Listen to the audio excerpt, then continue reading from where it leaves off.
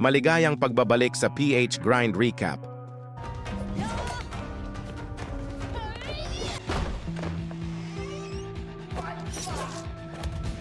Ngayon ay ibabahagi ko sa inyo ang Vietnam action film noong 2023 na pinamagatang Bad Blood.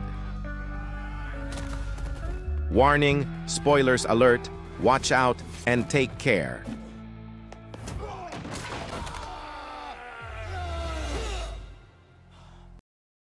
Nagsimula ang pelikula sa pagpapakilala sa isang hitman na nagngangalang Lam. Siya ay kakauwi lang, ngunit natuklasan niya na ang kanyang buong pamilya ay walang awang pinaslang ng isang malupit na grupo ng mafia.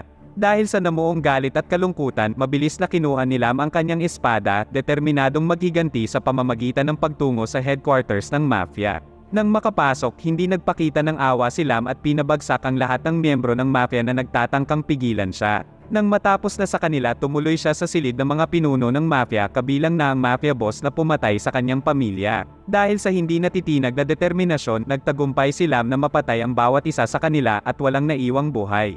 2 dekada na ang lumipas at ngayon si Lam ay namumuhay na ng tahimik kung saan kumukuha siya ng iba't ibang mga trabaho sa paligid ng pamilihan. Pagkatapos ng kanyang araw ng trabaho, umuwi si Lam sa kanilang munting bahay. Sa panahong ito, nag-asawang muli si Lam, nakahanap ulit ng pag-ibig sa isang balo na may anak na babae na nagngangalang Hien. Bagaman hindi sila tunay na mag-ama, minahal siya ng buong puso ni Lam na parang tunay na anak.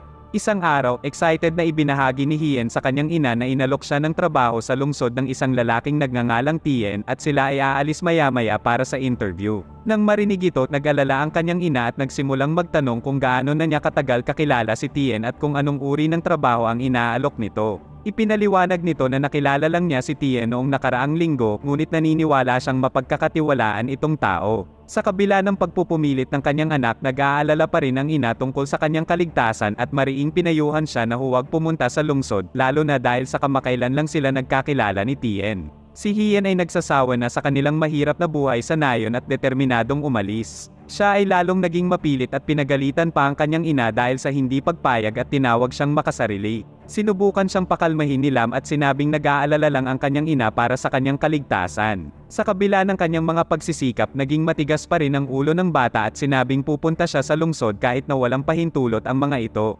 Nag-aatubiling pumayag si Lam na paalisin si Hien, ngunit dapat siyang magpadala ng mensahe sa kanyang ina para sa mga balita.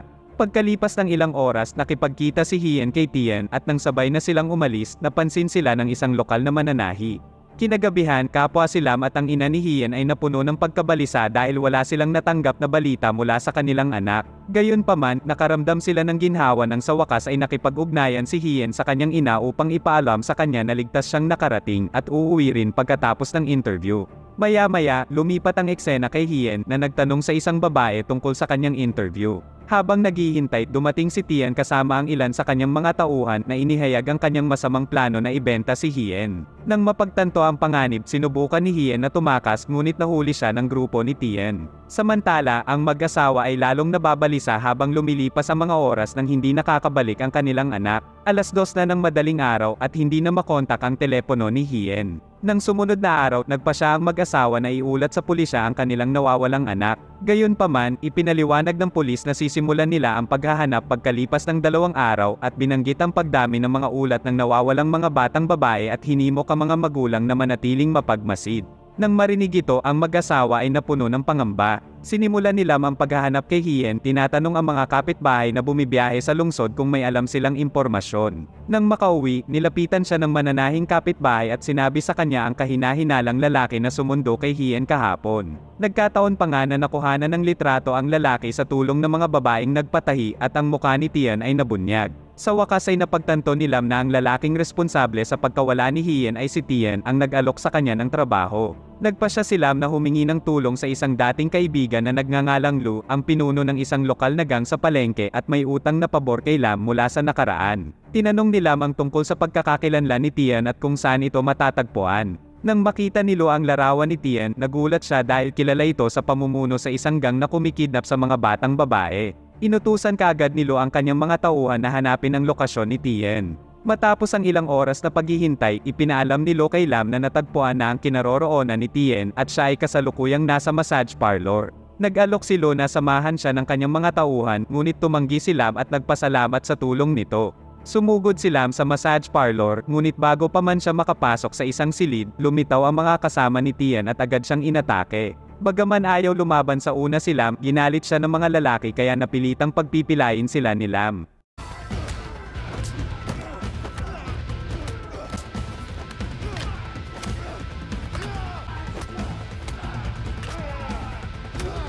Nang matapos sa kanila, pumasok siya sa silid ni Tian at hiniling na malaman kung nasaan si Hien. Dahil wala nang laban, sa wakas ay inamin ni Tian na ibinente niya ang anak ni Lam sa isang international na mafia group at wala na siyang ideya sa kasalukuyang kinaroroonan nito.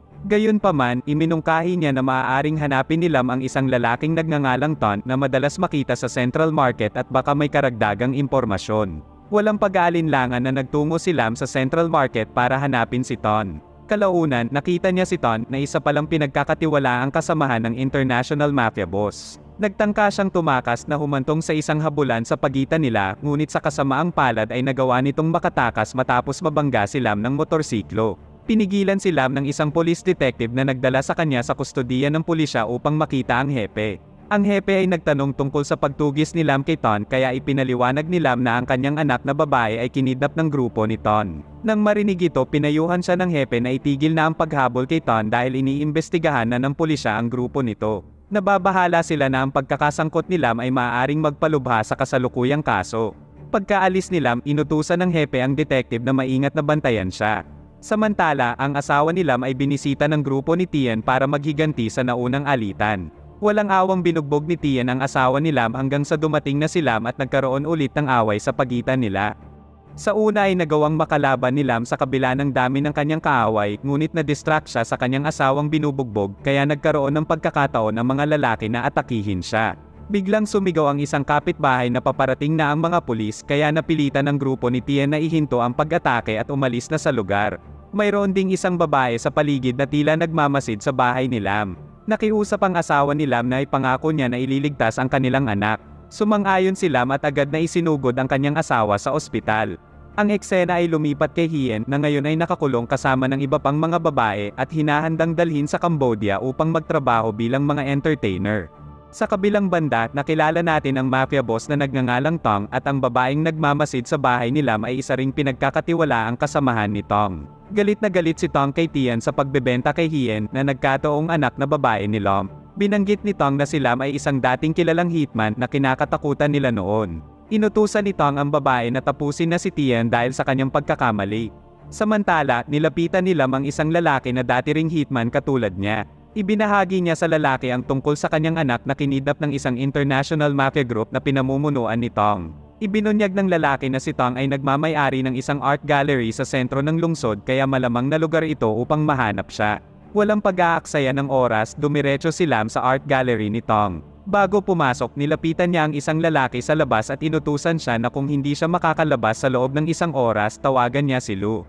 Sa loob ng art gallery, kinailangan harapin ni Lam ang mga tauhan ni Tong na nakabalat kayo bilang mga estatwa. Sa kabila ng kanilang disguise, ang matalas na instinct ni Lam ay nagpahintulot sa kanya na talunin ang mga ito isa-isa. Patuloy niyang hinarap ang mga iba at dahil sa kanyang kahusayan sa pakikipaglaban, nagawa niya ring pabagsakin ang mga ito.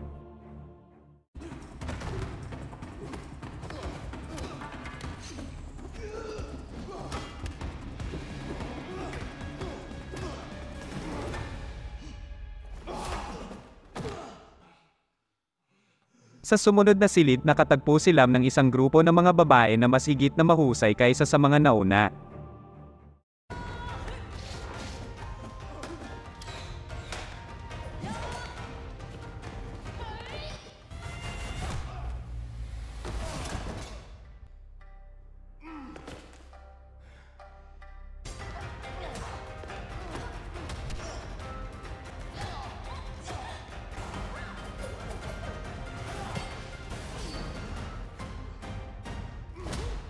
Habang naghahanda si Lam na hanapin si Tong sa isa pang silid, bigla siyang nabitag ng isang net at dumating si Tong sa eksena kasama ang kanyang mga tauhan kabilang na si Ton.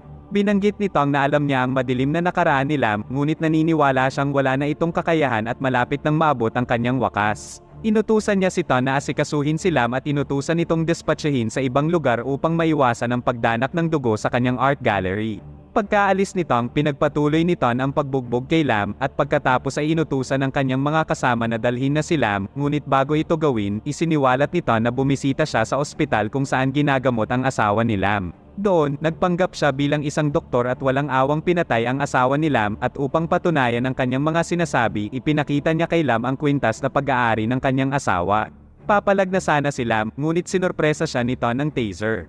Sa sandaling isasakay na nila si Lam sa sasakyan, sakto namang dumating ang grupo ni Lu na iniligtas si Lam mula sa mga kaaway at agad na dinala si Lam sa kanilang headquarters. Kinaumagahan, nagkamalay si Lam at nagulat siya nang makita ang kanyang sarili sa headquarters ni Lu. Nagtanong siya tungkol sa kalagayan ng kanyang asawa at malungkot na ipinalam ni Lu na siya ay pinatay. Gayunpaman, ang pinakamahalagang bagay ngayon ay ang iligtas si Hien bago siya ilabas ng bansa. Ibinunyag ni Lu na si Hien ay kasalukuyang nasa barko patungo sa ibang bansa kasama ang grupo ni Tong. Nang marinig ito, determinado si Lam na iligtas ang kanyang anak at tuparin ang pangako sa kanyang asawa. Bagaman inalok ni Lu ang kanyang matinding pagnanais na tumulong, naniniwala si Lam na sapat na ang naitulong ni Lu sa kanya at tinanggihan ang kanyang alok. Hindi nagtagal, dumating si Lam sa daungan at sumakay sa isang speedboat upang tumungo sa barkong lulan si Hien. Matapos ang mahabang paghahanap, sa wakas ay nakita niya ang barko na naghahatid kay Hien at iba pang mga hostage. Nakalusot si Lam sa barko at hindi nag-aksaya ng oras upang isa-isang tanggalin ang mga tauhan ni Tong. Sa paglipat niya sa isa pang cabin, natuklasan niya ang maraming mga kaaway na handang atakihin si Lam.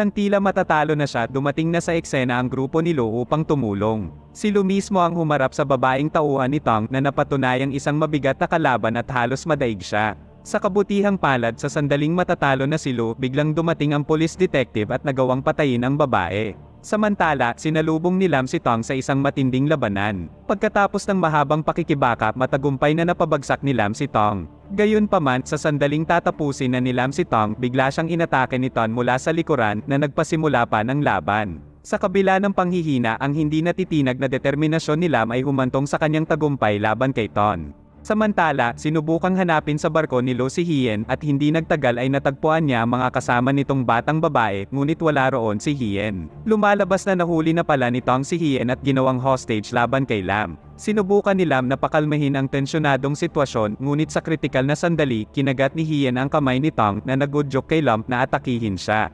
Nang sandaling ibibigay na ni Lam ang huling atake, nagpa siya ito na hayaang mabuhay si Tong. Sa halip, nilapitan niya si Hien, ngunit bigla siyang sinaksak mula sa likuran at si Tong ay binaril ng mga pulis. Pagkaraang magpagamot, nagkamalay na si Lam sa tabi ng kanyang anak. Pagkatapos ng insidente, umuwi na ang mag-ama at sila ay nakitang nagdarasal para sa kanilang namatay na ina. Labis na pinagsisihan ni Hien ang hindi pagdinig sa payo ng kanyang ina at sa paniniwalang wala sa mga ito ang mangyayari kung hindi dahil sa kanya. Sa huling mga eksena, ipinakita na si Lam ay dinakip ng mga pulis upang ikulong, ngunit ipinagbilin na ni Lam ang kanyang anak kay Lu. Maraming salamat sa panonood. At kung nagustuhan mo ang movie recap na ito, i-click mo na yung like button at huwag mo na rin kalimutang mag-subscribe para sa susunod pang mga video.